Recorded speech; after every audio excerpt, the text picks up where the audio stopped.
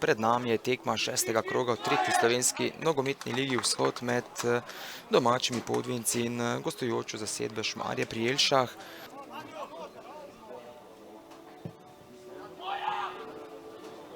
Nevaren poizkus Travnikarja.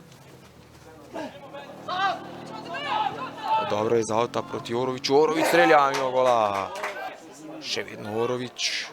Orović lepo v samostojni akciji. V robu kazenskega prostora je našel Zajka Čakš. Čakš mirno proti Jančiću. Jančić z velike razdalje, brez prave nevarnosti za Cajnka. Ta je znova lepo našel Orovića, atraktiven poizkus domačega kapetana. Oman proti Zajku, višji Ramšak, vendarle do žoge gost je Korošec, še vedno Korošec v posesti. Korošec je sprožil Koserban proti Zajku, ta je našel Konsensa v samostojni akciji. Konsensa strelja, izjemna obramba, pravočasno je Korez podal proti Uršiču, ta z diagonalno poda na desno stran, kjer je Kramarič. Igro z roko zahtevajo v taboru gostov.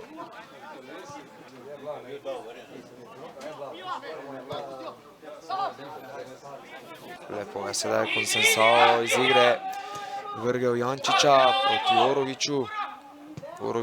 Orović strelja, obramba Zajko. Še vedno Zajko. Zajko v samostojni akciji strelja, Zajko 1 proti 0. Izjemna akcija domačih po podaji Koserbana. Je Zajko krenil hiter napad in na koncu z dobrim strelom premagal vratarja Neca Travnikarja.